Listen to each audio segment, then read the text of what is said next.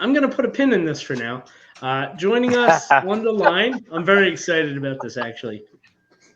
He is an ECWA legend. He's a Hall of Famer, and he is part of the ECWA Super 8 class for 2025. Joining us right now, the heavyweight Sean Royal. Come on, do it with me. Oh, I love it. I love it. How you doing, man? What's up, everyone? How are we? Oh, doing great. So good to see you, man. Yeah, this is a pleasure. Thanks for having me. I was able to take a Of quick course. break from the gym to get this in. Oh, nice. I'm so glad to hear that. And this is a long time coming. We definitely should have had you on a long time ago. Sean, you got to be excited, right? I mean, Super 8 coming up a little more than a week. How you feeling? I'm pumped. The workouts have been good. I have been waiting years for this. 2006 was the first time that I was a part of the Battle Royal at the Super 8 tournament. Okay. And seeing the tournament year after year after year, being in that Battle Royal and just kind of waiting for my time, it's really, I'm full of energy. I can't wait. Well, you certainly have had plenty of time to plan for this over the years. What, has it sunk in yet that you're part of the field? You know, it's starting to. I'm not all the way there yet. I feel like as long as I've waited, I think the wait's been good. I think I've needed that time to just mature and get that experience. But I don't think it's going to hit me until I step foot in that ring.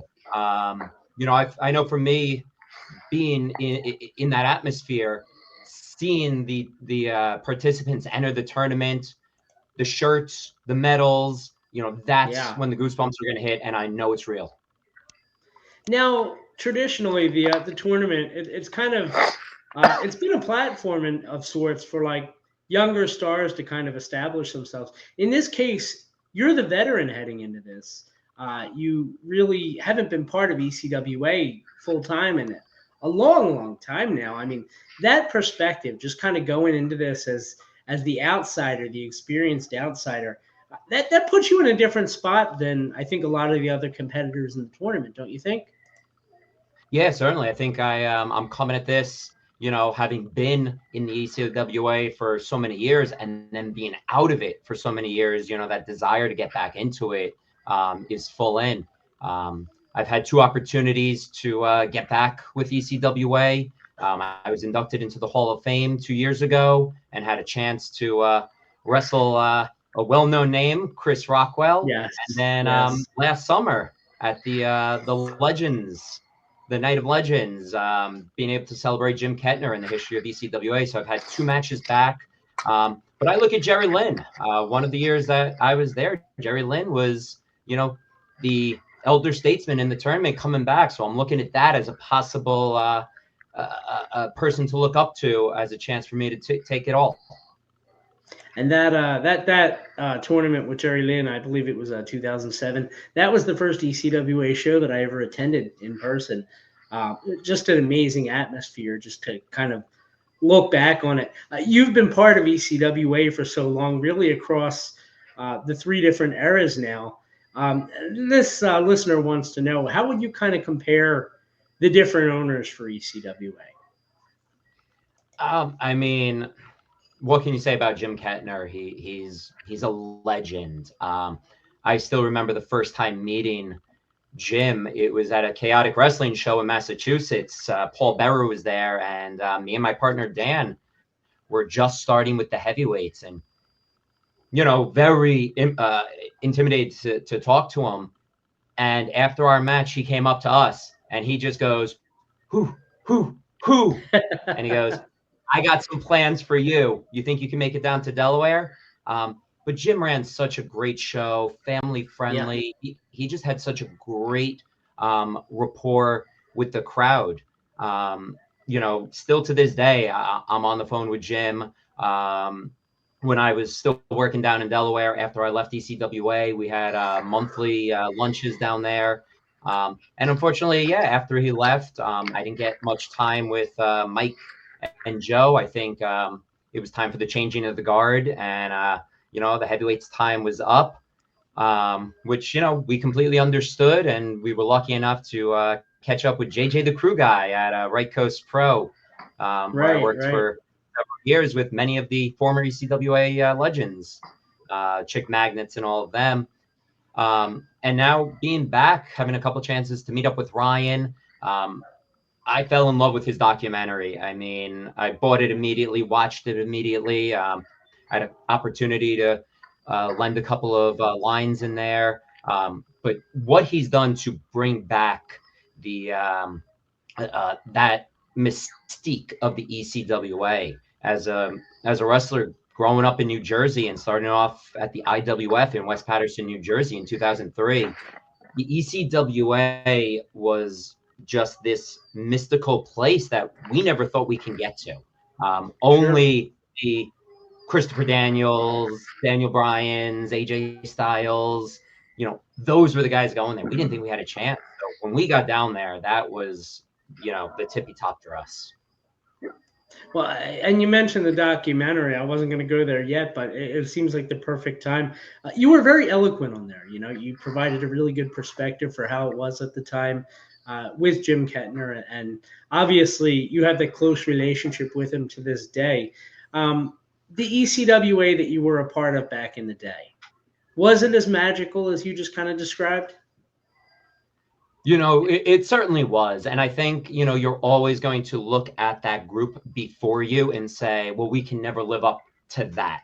You can never live up to the 27 Yankees or the Tom Brady Patriots or whatever it might be. So, we had gigantic shoes to fill. And the business was changing. I was coming around where, the internet was starting to become more prevalent. You could watch things online. So, we started to maybe get a little more oversaturated. More people started to get into the business. But when I look back at it now, I say I can turn on Raw or SmackDown any week and tell my daughter, yeah, I wrestled that person. I wrestled that person. Yeah. We rode down every single month to Delaware together. So, time will always tell. And I think this group that the ECWA has, they got some great talent. And you look at their champion, where are we going to be in 5-7 years looking back and saying, wow, we didn't realize it at the time, but we had superstars. Oh, for sure. I mean, and you look on TV now to this day. I mean, you've got somebody from ECWA in just about every major company, which is pretty crazy to think about. But did you realize how special that time was at the time? I did. Speaking very candidly, I felt like I was in over my head. We got down there right after Jim met us, and I looked around that locker room, and it was packed. And it was a special group. Everyone was tight knit. We had a great working relationship with Chaotic Wrestling and ECWA. So there was that group that would travel down from Lowell, Massachusetts to Newark, Yeah. Delaware every month. It was special. We felt like we had something special, and we had those guys that pushed each other to get better. And then we started seeing people get signed. Fred Rosser, Fred Sampson at the time. We started to see him go, and the writing was on the wall that things are happening. Is it like a pinch me thing for you to watch your tag team partner, Dan Amphibio? I mean, he's on TV every week now. I am so happy for him. Yeah. Between him and Sean Bennett, watching Raw Yes. is, just one of the best things that can happen to me. Sean Bennett was in my wedding party. Dan was a guest at my wedding. We drove down those 3 hours every single month for about 6 years. Not to mention all the other time that we were together because we all trained together at the IWF. So watching Dan in that role, it just makes me so happy that, these guys made it. All right, very cool. Now to kind of look forward again to this tournament, and what a huge thing it's been over the years in helping to establish stars. But we got the field, and to look at it. Is there anybody in particular that you're looking forward to maybe locking horns with? Hopefully. Well, I'm gonna throw in two names. Of course, Okay. Clutch Rockwell. I've known Rockwell for a long time, and it wasn't until that Hall of Fame show that we had a chance to finally meet in the ring. And I think that match just gave me a lot of confidence being back in the ECWA, having the crowd get behind me to make me feel like I'm back at home. And that's how it feels right now. I feel like I'm back at home. So, of course, anytime I can go against Rockwell, because I beat him, so I wouldn't mind making it 2-0.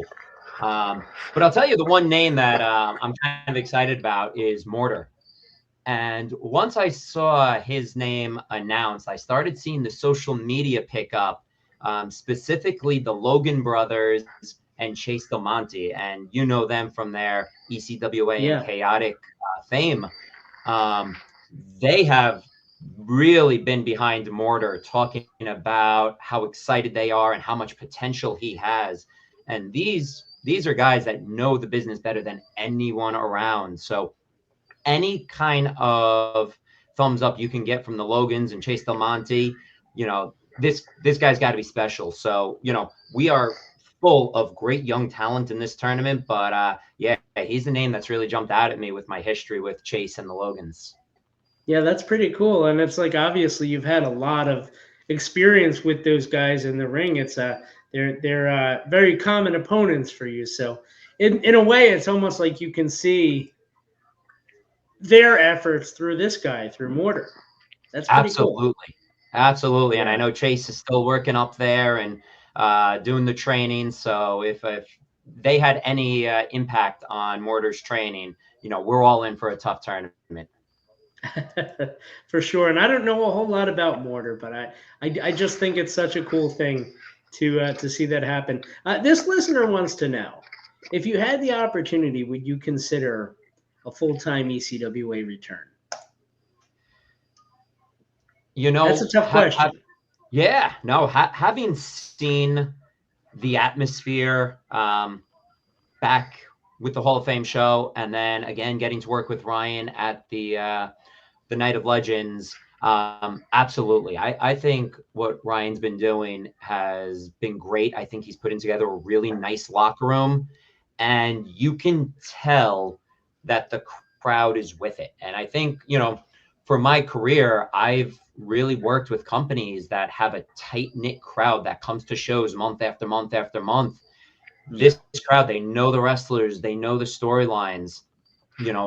That's exactly what fuels the heavyweight Sean Royal, is getting the crowd behind them, getting those kids in his corner. So yeah, I think if there was an opportunity, a place for me, but I also understand that there's a lot of great young talent out there. So I don't think I can just throw my hat in the ring and be there. I think I have to earn my way, and hopefully I can show that at this tournament that I deserve to be back with ECWA.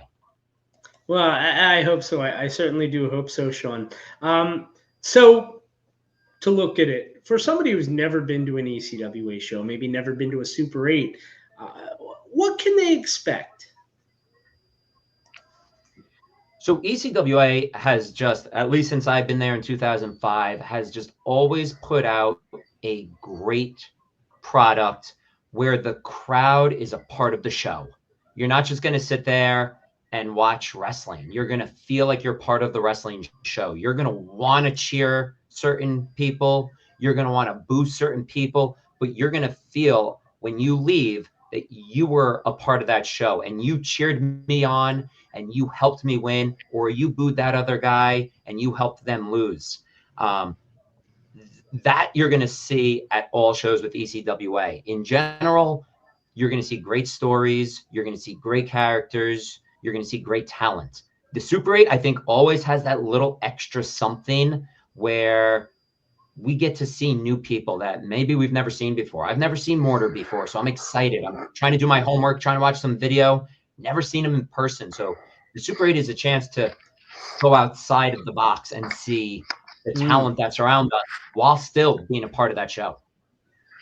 Oh, very cool. Howard, I know you had a question for Sean Royal. Yeah, Sean. So obviously, in a tournament like this, you have to be in peak physical condition. Your cardio's got to be on point. Your endurance has to be there. But how do you prepare mentally for a tournament? Like, say you're the first match out, and now you really may not know who your next opponent is. So how do you mentally prepare for a tournament like this?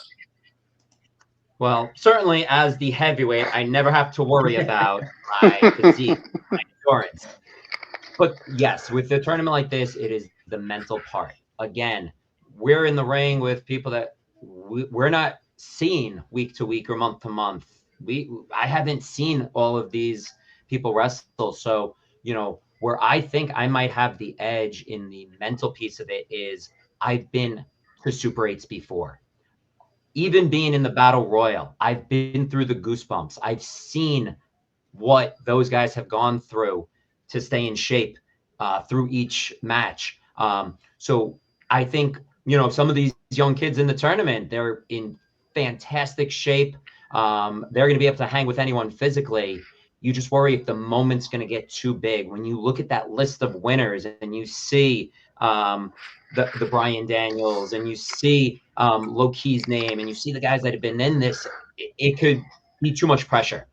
Where I've seen it, I've done it. I've seen Xavier Woods, Truth or Consequences Creed at the time, go through that tournament. I've witnessed it. So hopefully, I'm still going to have those goosebumps, but, they might have them more. Well, I do think you're going to be a very unique position compared to a lot of the other guys in the tournament, which is very cool because, like you said, you've kind of experienced all that, and you have that experience that you've kind of carried with you for 20 years now, basically. So, Sean, I want to wish you nothing but best of luck in the tournament. It's coming up not this Saturday, but the following. It's hard to believe it's almost here. Are you ready to pinch yourself yet? I'm just about there. I know. I'm counting down. I was counting down the months to the weeks. Now it's almost to the days. So yeah, I'm just about ready to put on that shirt, walk out there with 7 other participants, and pinch myself and make it real. All right, heavyweight Sean Royal. Thank you for the time tonight, and best of luck. I'll see you next Saturday. Can't wait. All right. I love it. Take care, brother. There you have it. Heavyweight Sean Royal. He's going to be part of the ECWA Super 8 tournament. That is March 22nd, I believe.